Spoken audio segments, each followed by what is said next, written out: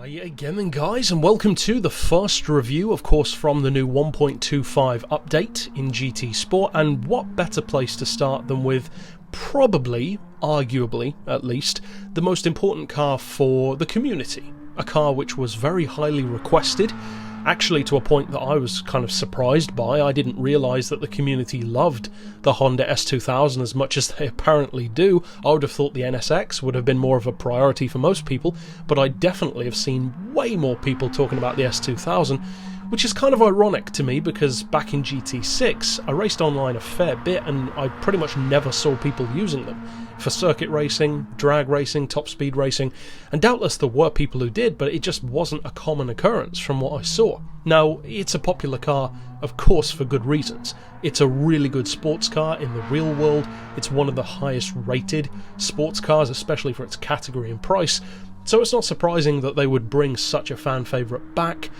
I'm not at all surprised either that they chose to bring this one back, because of course many people have been saying, well, I wanted the original S2000, the stock Honda version, which from one point of view is disappointing that people always have to complain about the new cars that are added.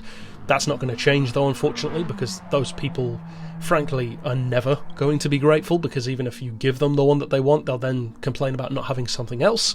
But for those of us who do just want an S2000 period, and we don't particularly care which one, it's a good one to go for. It's a high profile model. It has the whole designed by Gran Turismo thing going for it, of course, and Gran Turismo likes to have these self-titled speciality vehicles in the game, ones that they give awards to, ones that are inspired by the game, which is fairly obvious. Of course they're going to do that. But this one is not just all show no go. It looks like a time attack car. It's called the GT1, and it's based on one of the highest rated sports cars of the modern age.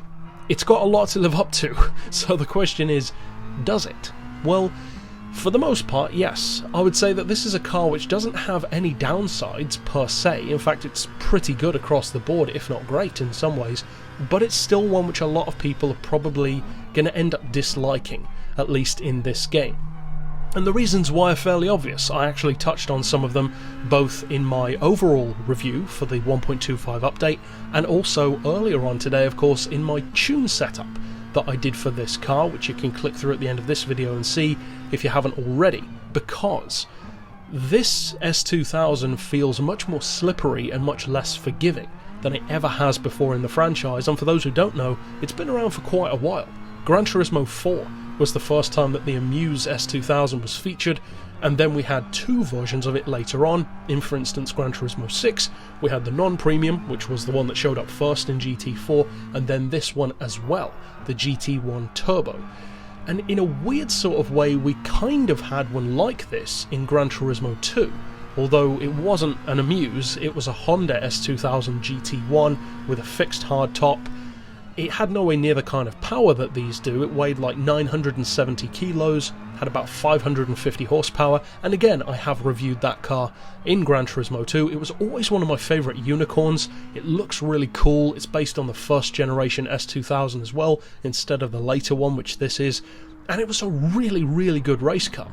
This one, on the other hand, is not a race car. It's a street car. In fact, there are actual Amuse GT1s on the street. Just Google it and you can see them.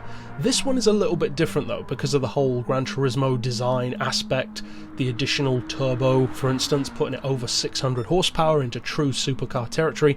But the inherent problem with taking something that started life as a sports car and then turning it into a supercar is it wasn't designed to do that from the get-go. Now that's something which I've talked about a fair amount on the channel. When you take a vehicle out of its wheelhouse and try to make it capable of something that it wasn't intended for to begin with, you're creating challenges for yourself. And that's something which a car that's made from the ground up doesn't have as a problem. If you build something as a supercar from the get-go, everything is based around that idea. Whereas if you take a sports car and try to turn it into a supercar, well, it's not designed to go that fast. So you're going to have to change many, many things about it, and that's what they did with this one. The body kit, much wider. It makes the car's centre of gravity lower, makes it more stable, less body roll. The wheels, they're spaced, again, wider, lower, fatter, more like a GT style machine. hence the name.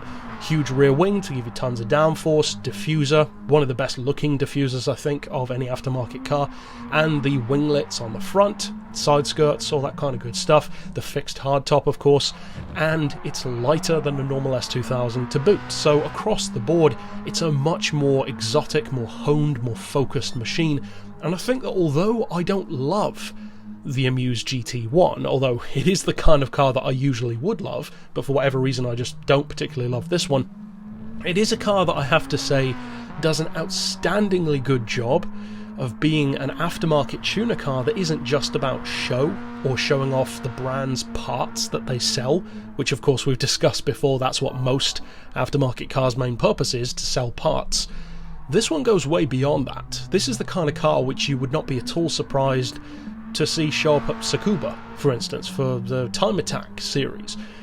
It's just got that kind of appearance, it's got that kind of spec, that kind of performance. And speaking of spec, the engine, which is incidentally bored out to a 2.3 litre, although for whatever strange reason they don't tell you that in the game, as I said, you are putting out 616 horsepower, which is a lot more than the non-turbo, and quite a lot more torque, not surprisingly, than a Honda would typically have.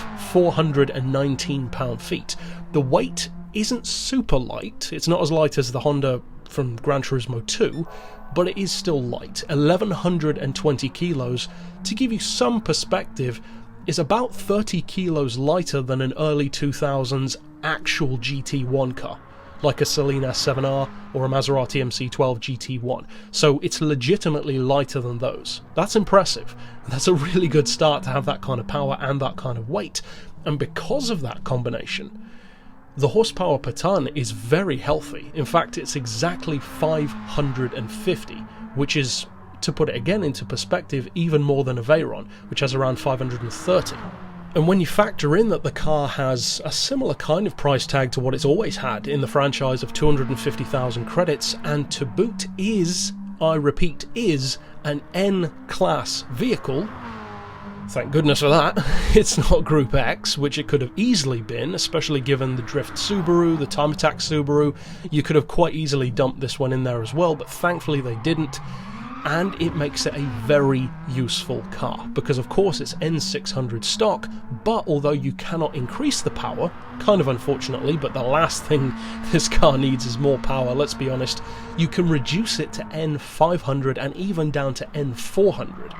And I would say it's actually even more useful at that level. This is possibly the first street car of its kind, definitely the first aftermarket car of its kind in the game, to genuinely take on those custom Group 3 road car variants of stuff like the Corvette and the Mustang, which are typically considered to be really OP, up there with the Porsche GT3 RS and some others.